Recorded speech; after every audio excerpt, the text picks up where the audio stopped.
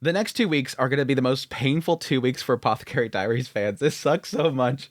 I just wanted closure on Shisui, but no, we have to wait 2 freaking weeks before we find out what happens to her. I think she's going to be safe. But yes, for those who don't know, next week we do not have an episode airing. We unfortunately have another broadcast conflict, and so we have 2 weeks to wait. But I think Shisui is going to be fine. I really do think they're sort of kind of panning this out that Shisui will be protected by that hairpin. That Maomao put that hairpin on her, put it on her collar specifically, not in her hair so it's visible. She put it somewhere so Jinshi would see it. It's almost literally like a don't touch this. Jinshi's going to go in there and see that, and it's going to say, Maomao claimed this, don't touch this. And that's where I think it's going to be a very interesting little bit here. Because there was a side of me that thought that Maomao was going to fix everything. But I think this whole thing is leading to Jinshi having to do something. This is not Maomao fixing stuff. I mean, the hairpin fix it for us because then we hope that Shishui's fine. But I think this entire episode has sort of, and it was the previous episode, this idea that Jinshi has to act like the prince. And there's this significant emphasis on that. And I think that's important. I think there is an element here of act the role, act the role. I can't be Jinshi anymore, the eunuch. I have to be the prince. I have to do this. I have to be dignified. I have to do this as the prince. And I think that's all culminating to that moment where he steps in front of Shisui and he's going to have to make a decision.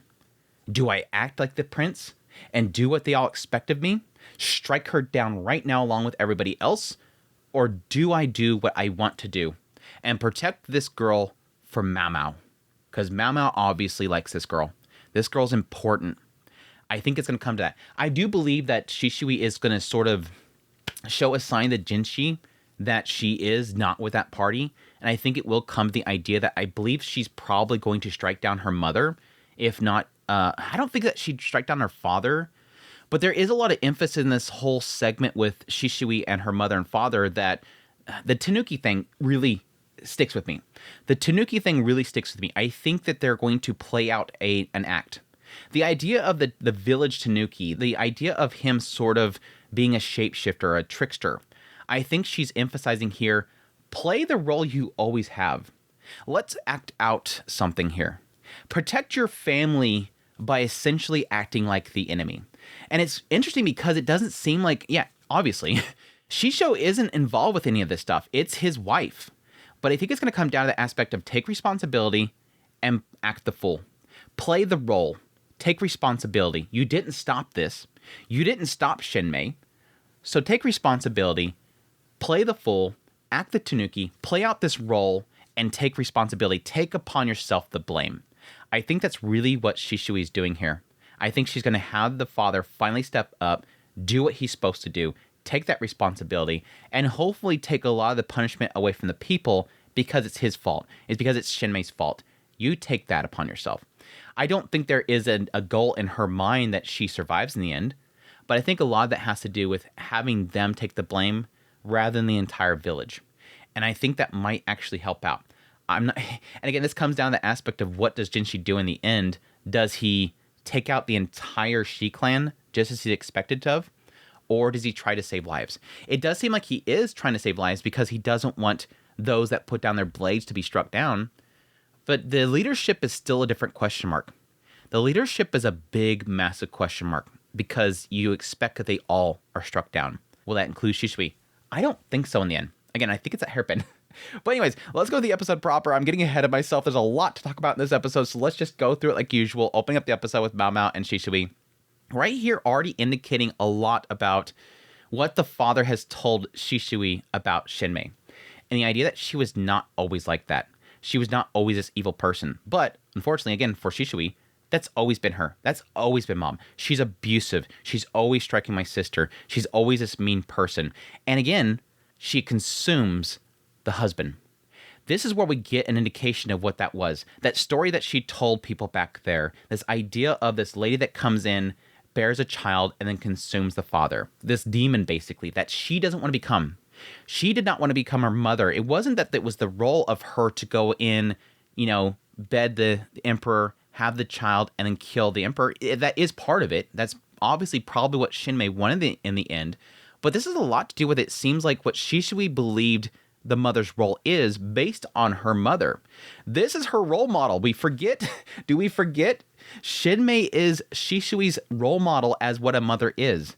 A horrible role model. The fact that she sees that her mother had me and then that she started consuming the father.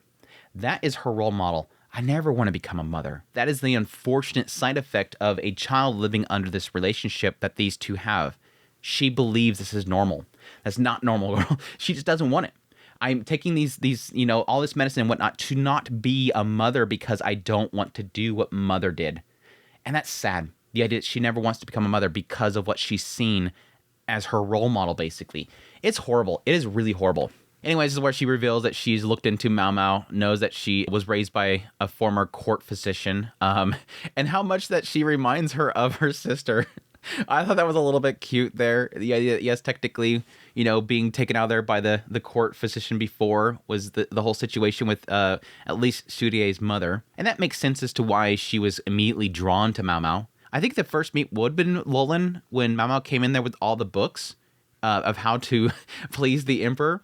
I think that would have been the first meet, and then later on would have been the cat. I forget. But yeah, that would make sense. This apothecary girl comes in there and starts helping them out with that stuff. She would have been like, that's my sister. It reminds me of my sister. But yeah, this is where Shisui starts talking about the idea of her father being a Tanuki and wondering why father was keeping Suirei around. If the idea of her being possibly a tool, which I admit was sort of my conclusion that I was having.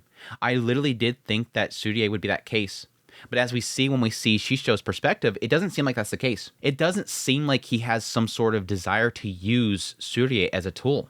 It really does come down to, yes, the emperor came to him, which we'll get into in a minute. But yeah, starts to kind of downplay the significance of Suirei to Maomao. Again, trying to distance herself from the Shi clan, trying to get her to take her sister and get her out of there.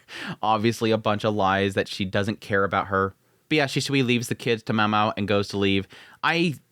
My heart breaks so much right here because this is a lot of Maomao's struggle of understanding when she cares for something, when she doesn't. And this all stems back to that brief flashback that we get of Maomao as she was sitting there and just crying out, nobody paying attention to her. She has a disconnect about relationships.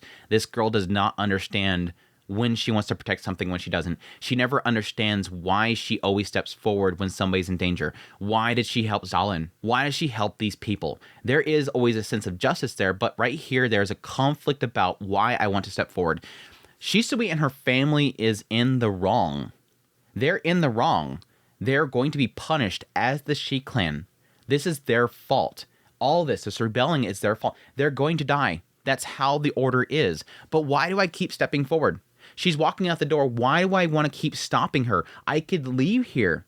Yes, and even Shisui herself with Suirei, they could leave here. Why are they not? They're fools. Why don't they? Why do I keep stepping forward? Maomao, you love her. Maomao, you love her. You care for her. Just come to that realization point. I do wonder how long they're going to take before Maomao starts to understand this feeling. Why she understands why she always steps forward. Why she cares. I only care about myself. No, you don't. You don't realize that you don't. You care for other people. But no. Stops Shisui. Again, another one of those moments where she calls out Shisui. And you have that brief moment of Shisui just kind of jolting. Like every time she hears her call out Shisui. It's that jolt of like, oh, it's that name that I love so much. She keeps calling to me the free bird, not Lahan. She's calling to me the one that was free and happy. She keeps calling out to it. It hurts every single time I see it. But here was interesting. She says, why are you doing this? Why are you going in there? Again, thinking about, why don't you just run? Why don't you just run? Why do you have to go in there? Shisui says, it's my pride. Why do I have to do it? I have a duty. It's my pride. Well, then throw it away. Mama says, just throw it away. Who cares about it? Who cares about pride? Just throw it away. You can survive if you don't do this. But this was interesting. Shisui says, if you had an unknown poison right in front of you and you only had one chance to drink it, what would you do? I would drink it. Like immediately, Mama's like, yeah, I would drink it. This is something I like. This is something that I want to do. This is something that I always desire to do. If it's in front of me and I have a chance to do it. I think what she's essentially saying here is Shisui saying that I have an opportunity to finally do something and it's right in front of me and I could walk away, but that would be against my own pride. I have my own pride to think about here and I have this opportunity over here to finally do something. And I think a lot of that has to do with the fact that I never stood up for my sister. I never stood up to my mother. I never told my father to wake up and take responsibility. And it's sitting right in the other room. And I have a chance to go over there and drink that poison. What would you do, Mama? I would drink it. Yeah. I'm going to take that opportunity. I'm going to go over there. I'm going to free my sister. I'm going to yell at the disgusting mother that I have and tell my father to take responsibility. Girl finally has her chance, despite the fact that death is right there. Death is right there. And granted, yes, if she did run away and against her own pride, it would probably mean leaving her sister to die. But I think this is a lot to do with the fact that I only have this one chance and I have to do it. That's why I'm doing it, Maomao. And again, there's the point where Maomao realized, okay, one wish. This doesn't sound like you, Maomao. You want a wish? What? That's not normal, you. Drags her over there. Put this down there. What about my hair? No, right here. It looks better right there. You're dirty and everything. Put it right there. It's where it's best. Again, let me put this little big flag on your chest right here that says, Jinshi, do not touch. Jinshi, do not touch. God damn, dude. I love Maomao and Shisui, dude. I've said it before and I'll say it again. I ship the two of them. Yes. These two right here, be happy forever. If they kill off Shisui, I'm gonna be so freaking mad. I'm gonna be so mad if they kill her off. Would I continue watching the show if they killed Shisui? I don't.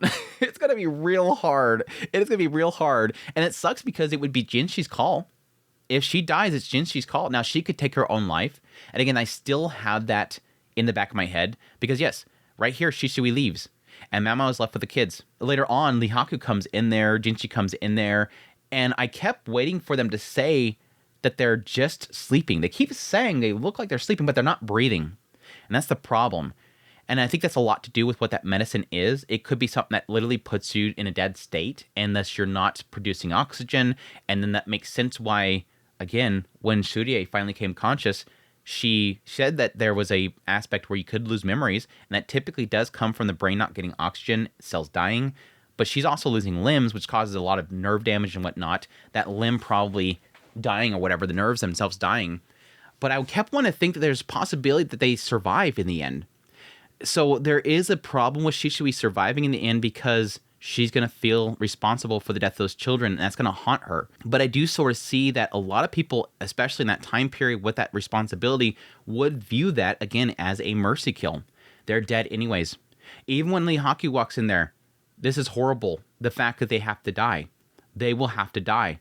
All the women, all the children, they have to die. It's unbearable, but that's what would happen. So I could see two different directions for Shishui's character. The one aspect that she could feel that they were dead anyways, and thus she doesn't feel that responsible. It hurts her, obviously. But there is the other side that even if Jinshi were to spare her, Shisui might end up taking her own life in the end, feeling responsible and feeling that she shouldn't survive, that she shouldn't live. Or they could end it with the idea of Shisui being killed by her mother or something like that. Again, I want her to live. Stop, Andrew. I'm gonna spend too much time just sitting here trying to figure out if she's gonna die or not. I need to do the show, Andrew. Focus. But yeah, she leaves saying that I leave the rest of you. And again, I think that a lot of that has to do with just her wanting her to get the children out of there and take them out there and give them a proper burial. And I wonder if, again, if they're taking the poison that is supposedly putting them in a suspended state, possibly out there in the cold, hopefully will shock them back to consciousness. Anyways, that's where we cut over to Jinshi, them at the camp, getting ready to invade and whatnot. Jinshi asked Lahan when he noticed, he's like, yeah, your body's pretty much perfectly matched. He's like, your bust, your shoulders, your height, all this stuff. It's like, dude, he's taking measurements of him. Very weird, the fact that he says, you know, you're so beautiful, it's too bad that you're not a woman. It almost feels like he's been watching him because he was physically interested in him. I mean, who's not going to be, but it's at the same time, it's like, what? It seems like he was taking a lot of notes of him. But it has given an indication that Lahan is very much so a numbers person. He's like his father. He's very much so a numbers person, a strategy person, a person that thinks about all the details. So it makes sense. But yeah, they make their plan. It turns out to be them creating an avalanche and also blowing up their gunpowder stocks because they figure their most lethal tool there is going to be cannons. And again, emphasizing the idea right here about the idea as a person that is leading the Forbidden Army, his role is to carry out the dignity that befits his status. And again, I think this is what's going to be the conflict for next episode. There's so much emphasis on the dignity that benefits the status. You have to take your role. You are the prince. But no, that's when we cut over to Shishou. And we start to dive into Shishou, Shenmei, and yes, the mother of Suirei. We're going to finally confirm that Suirei's mother is, in fact, the daughter of the late emperor. We had our speculation there. They've talked about it several times. We're finally gonna put that one to rest. That's the case. She is in fact Imperial bloodline, which is very, very interesting. And I don't really know that's going to affect things too much, but that might end up basically saving Suirei's life. I think in the end that will save Suirei's life. That will prevent her from being at least executed, because she will not be of the Shi clan. At that point, she will not be Shi clan. Her father is Shishou. He is technically brought into the Shi clan, brought into that family, but he's not of that blood. And so that can possibly stir that. But on the opposite end, her mother, again, is royalty. So that might actually spare her. Hopefully will spare her. But I think in the end, to the Tanuki thing, I believe that Shishou will just claim that it's not my daughter. No, just a servant, whatever. And I'm not sure if servants would be spared. I would assume so. They would probably just be thrown into servitude somewhere. But no, the biggest shocker here was the fact that this is a directive of the emperor. I think that was the biggest shock there. And that it goes this whole story that we already know previously, that Shishou at some point was brought into this family. And then very quickly, Shenmei was sent off to the rear palace. And then at some point, as, you know, a servant to the late emperor, at some point, the late emperor, as he's getting more sick, more frail, at some point he comes to Shishou and asks him, begs him, take this girl. She should be part of this family. She should have everything that she wants to, but she doesn't. Take this daughter out of here. Take her. And again, later on, Shishou will eventually have a child with her, and then bam, Shenmei comes back from the rear palace. She's not happy, all that stuff. But the one thing that I'm most curious about here was why the late emperor did this. My assumption is that his mother, the late emperor's mother, did not want to confirm this as his child. But the late emperor did want to. I wish that I can keep her in this family and her have everything, but that's not working. Please take her and take care of her. So it makes me believe that the late emperor went against his mother's wishes. The mother probably just wanted her to be discarded, maybe possibly killed or something. But the late emperor took that action. Get her out of here, please. I'll give you anything you want. It shows that he has a lot of love for this child, that's the very interesting part, because you assume at this point he's losing himself. He's losing his mind. But why would he go so far out of his way to protect that girl? That's the interesting part. I guess it does sort of show that he does care for each and every single one of these girls. Again, even though there is a disgusting aspect of this late emperor and the idea that he is so fixated on little girls, and again, I think a lot of that has to do with some sort of physical and psychological abuse that he received from his mother, that he feared adults. He became afraid of woman phobia, basically. He had woman phobia, but it shows sort of that kind of, again, even though it is skewed and warped, that care for his children. Please take her out of here. But yes, he offers him anything that he wants. Shishou, I'll give you anything you want. Just please take her out of here and take care of her. But it doesn't really say what he got. Now, Shishou could have asked for power, and that could explain why, Shishou gets to the position that he does, is because he gains land, he gains power. He got a lot of stuff from the emperor in return for doing this. But I do kind of wonder if he also asked for Shenmei to be released. I don't think so, because there's such a huge gap in time. Again, we're talking about when he is given the daughter, he basically takes care of her at some point as a child with her, and then Shenmei comes back, but he could have requested for his fiancée to be released. It may have not been that much of a gap of time, but I would assume there would be some gap there because he would have had to have a child at some point. And then the Shenmei comes back and she is just mad. And again, it shows the aftermath of that decision. And the idea that he's sitting in that room and his wife, Shenmei, is purposely bringing in these women, doing all these unspeakable acts together. And it seems as if Shenmei is both torturing her husband by having him hear this, but at the same time, she is trying to humiliate these women just as much as she was humiliated. This is what I went through. These women that of the clan that were seen as the most virtuous wives and mothers, I'm bringing them in here, drugging them up, and having them sleep with these courtesans. She wants them to experience the same thing she did. They're not pure. Let's see what they go through. Men are disgusting. You don't need them, kind of thing. It's a warped. It is a warped thing that's happening here, and she's sitting there enjoying it. Again, very much so hinting at the pain that she went through and what she experienced with the situation with Shishou, which is really funny because they both are experiencing the same thing here. She was separated from Shishou because the emperor's orders. Shishou brought in this daughter on the emperor's orders. They're both casualties of the control of the emperor himself. I believe that eventually we're going to get into Shenmei and how she probably loved Shishou.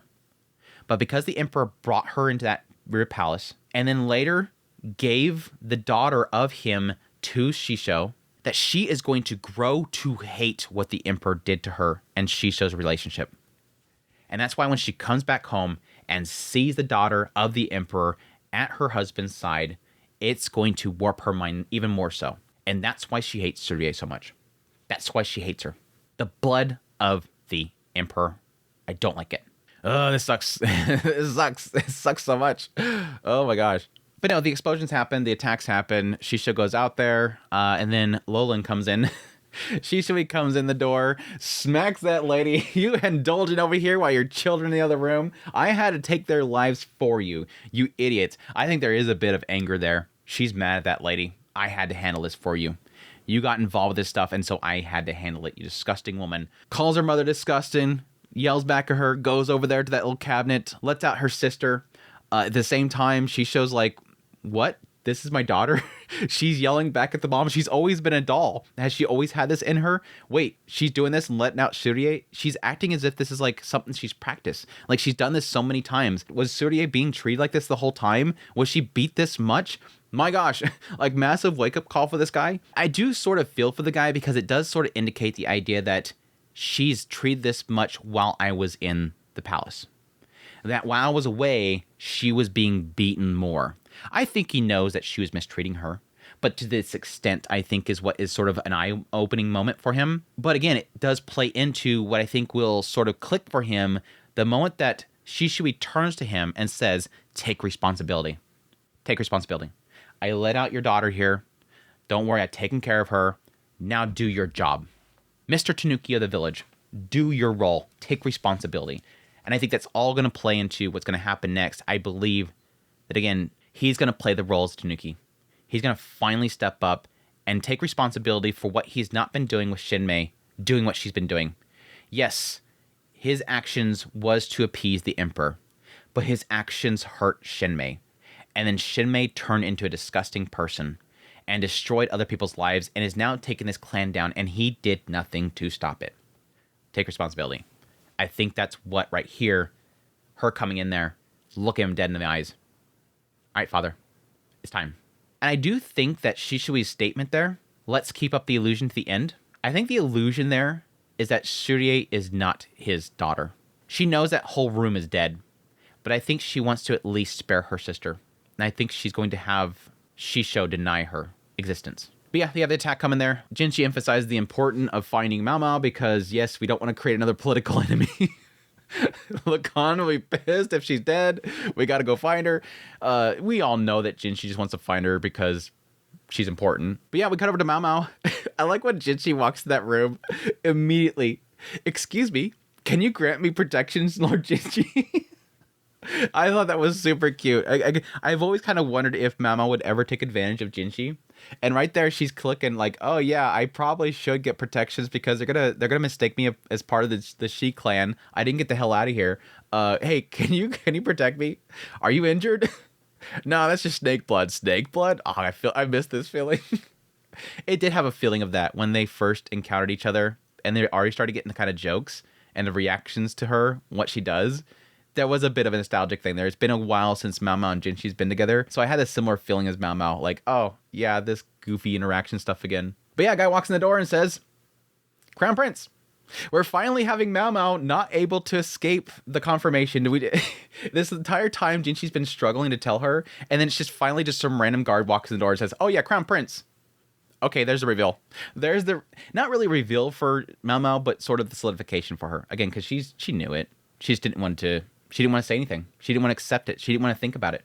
But not only that, random drop here, Jinshi turns to the guy and says, no, not Crown Prince anymore.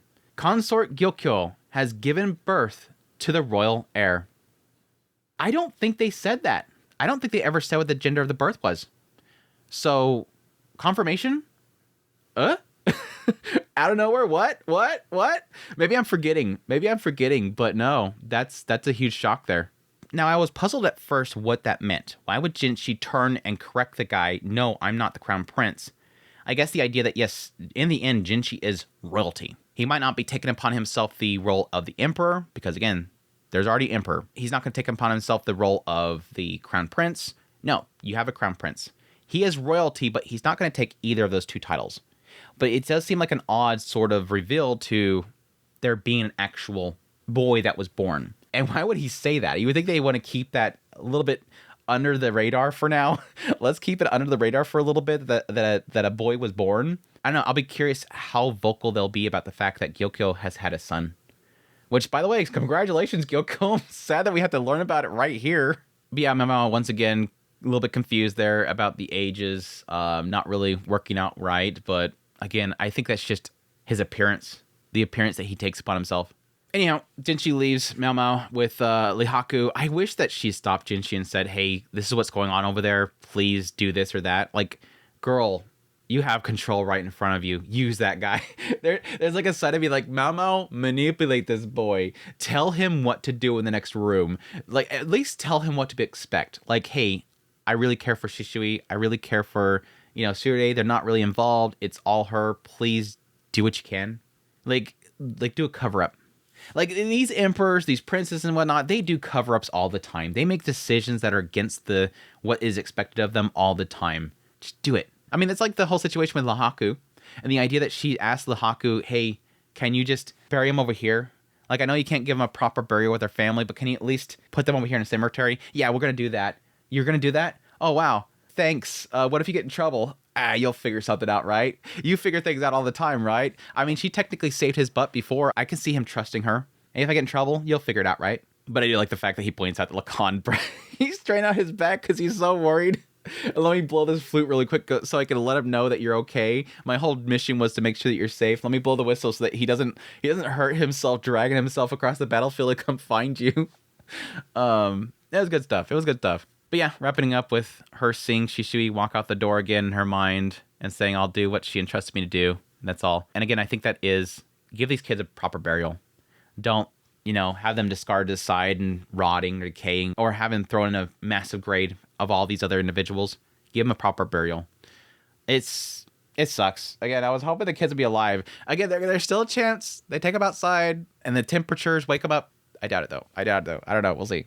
Anyways, that's my thoughts on the episode. My gosh, talk too much. It's going to be a crazy next 2 weeks, and I'm going to be in so much pain. But yeah, my predictions at the moment, I think, again, Maomao's going to take the kids out there. If they don't wake up to the cold, they're going to give them a proper burial. I don't think she's going to be really involved with anything going forward to the conclusion of this. It's going to be a lot of Jinshi walking in that room with everybody in there. The mother's going to be outraged immediately. She's going to strike out. And I think there's a possibility that Shisui will strike her down. But I think in the end, it's going to turn into Shishou taking responsibility, trying to deny everybody else, and putting the blame upon himself, being struck down. Again, the biggest question mark after that is going to be what happens to Shisui. And I think it's going to be that hairpin.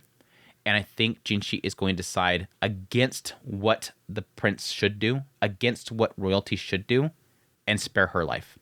Suirei is going to be easy because, again, I think they're going to deny that she's even part of the family. Again, keep to the script, right? But Shisui, that's the question mark. Anyways, painful 2 weeks before we're going to find out.